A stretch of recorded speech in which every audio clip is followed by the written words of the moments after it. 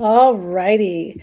So I want to ask you something. Have you ever felt like you're trying to hear God, but everything just feels noisy? It's like you're praying, you're trying to be intentional, but you just feel so clouded or you feel unclear. And for me, I think the most frustrating thing is God speaks. You have heard him speak before, but right now it feels off. It feels like he's silent. And today I want to talk about that because most women think that the problem is that God isn't speaking, but that is not the problem. The problem is something is blocking your ability to hear him clearly.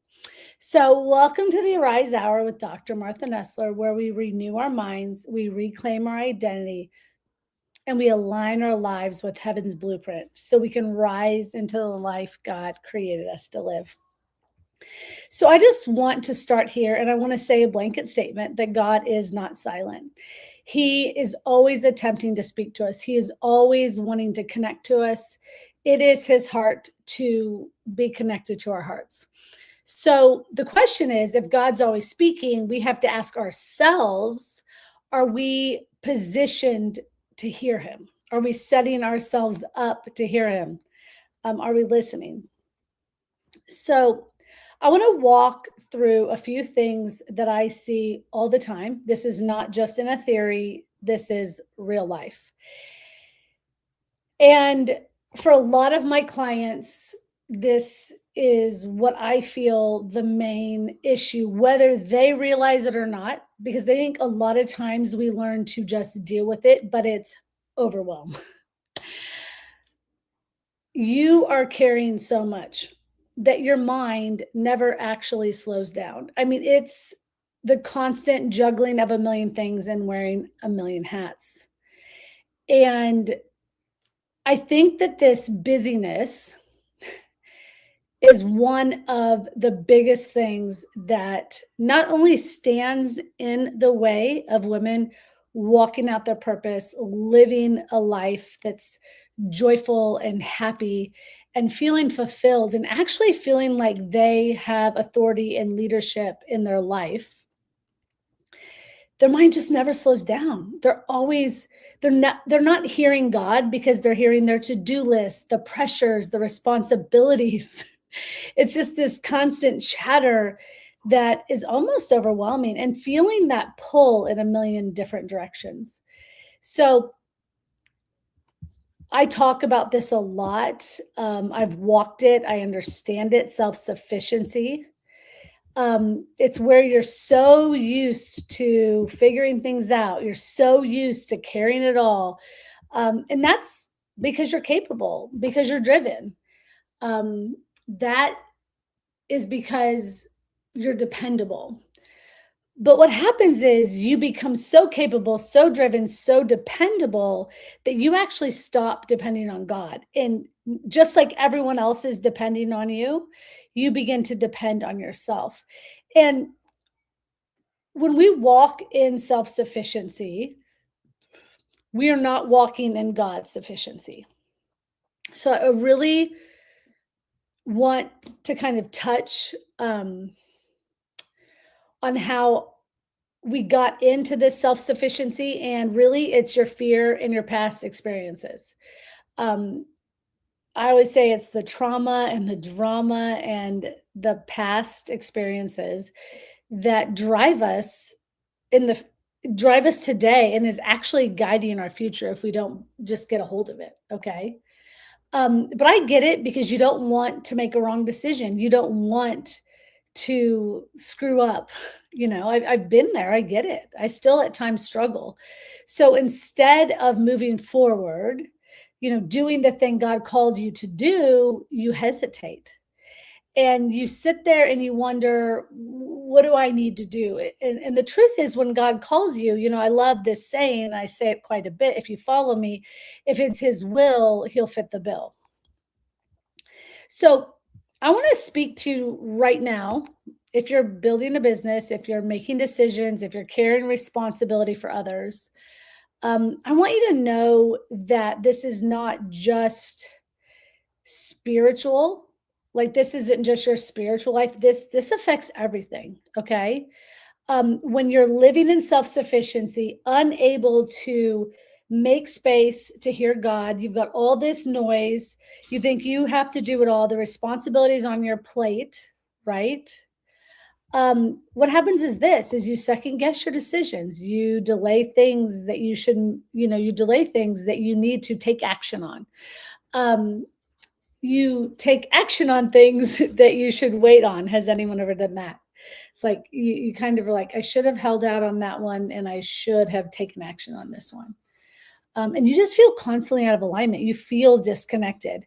It's quite funny because I talk to a lot of women who feel like they're juggling a million things, and if they let go of one, they'll fall to the ground. But at the same time, they don't feel like they're doing anything right. They don't feel like they're getting it done. Okay. So, one of the core things I've been talking about these past 4 weeks is passive leadership. And I believe that when we are living in overwhelm, passive leadership takes place and takes precedence over active leadership. And now, this is not because you don't care. I want you to know that. Okay. Passive leadership, it often shows up because everything feels like too much. Okay. You've taken on too much.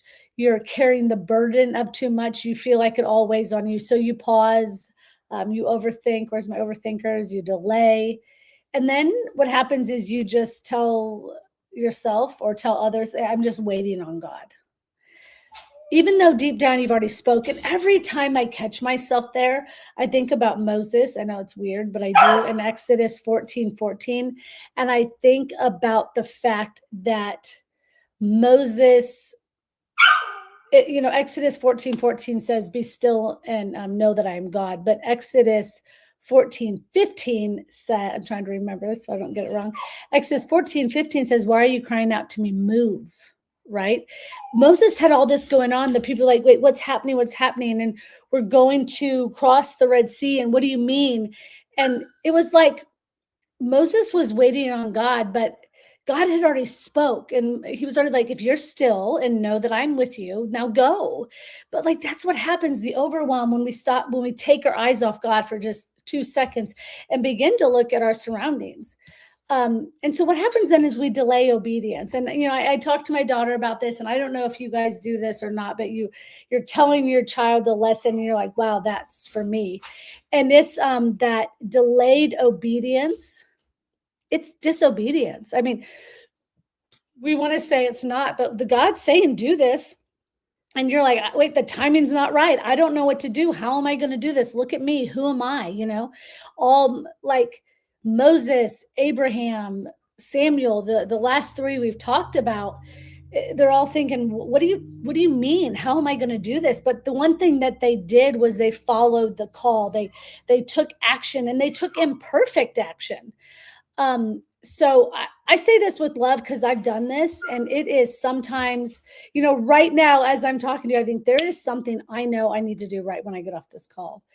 And it's not because I want to be disobedient. It's because sometimes I too get stuck in overwhelm, right? We often are the most passionate about what God does in our own lives. So now you're probably thinking, what do we do?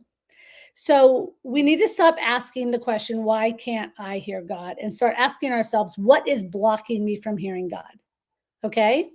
So I want to make this super simple for you. If you want to hear God more clearly, one, you need to create space. You need to create time where you sit and you wait on the Lord, where you sit in his presence, where you pour out your heart to him. And one of the things in my community I have is the Arise Planner, where I actually walk you through the process and what it looks like to create space for God so that you can quiet the noise and step out of the busyness and into his presence. And then you need to get really honest with yourself.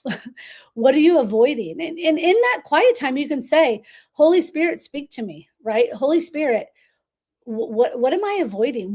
Can you highlight to me what I need to take action on right now? There's so much, right? And I even have a brain dumping exercise because I used to just get totally overwhelmed. And when I do, I even go back to that exercise.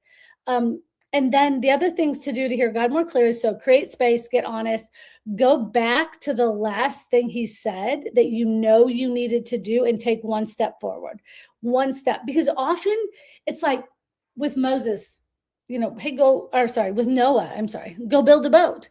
Like, just build your little boat, and the Lord will breathe his breath, and that's when it'll take off. That's when you'll know, right?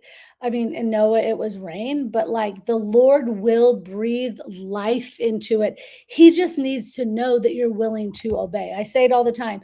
Obedience is the love language of heaven. So I want you to know this. Who you are is connected to God since the day he created you, since you were a thought in his mind before you were even in your mom's womb. So you don't need to become anyone else to hear God. Like I touch on identity all the time. Your birthright as a daughter of the king, that is your birthright. Like he wants to hear you. He wants to know you. He wants to speak to you. You don't need to do anything to change yourself. You just need to realign with him. So I'm going to take you through some coaching session questions here in this little session. And so grab a piece of paper, pen real quick. You can come back to this, but where do I feel unclear right now? Where do I feel unclear right now? What decision am I avoiding? What's the last thing I know God asked me to do? Am I actually confused or am I hesitant? Am I delaying obedience? And where am I leading from pressure instead of peace? Okay. And I want you to really sit with this because if you're leading, which I believe every one of us is a leader in some capacity, your ability to hear God clearly is directly connected to how you lead. And this is something that I see all the time. Women who are doing a lot, but still feel disconnected in their decisions. They don't even feel like they're doing anything. And it's not because they're incapable. It's because they're just not fully aligned. And this is the work I do, helping women move from confusion and hesitation into clarity, confidence, and aligned leadership. Okay. So you don't need God to speak louder. You need to remove what's blocking you. So if this hits you and you're ready to stop second guessing and start leading with clarity, comment Arise below, and I will send you the link to join my free community where we're going to walk this out together. And I will see you next week at the next Arise coaching hour. I look forward to it. Comment in the comments if you have any questions, and I will do my best to get back to you as soon as possible.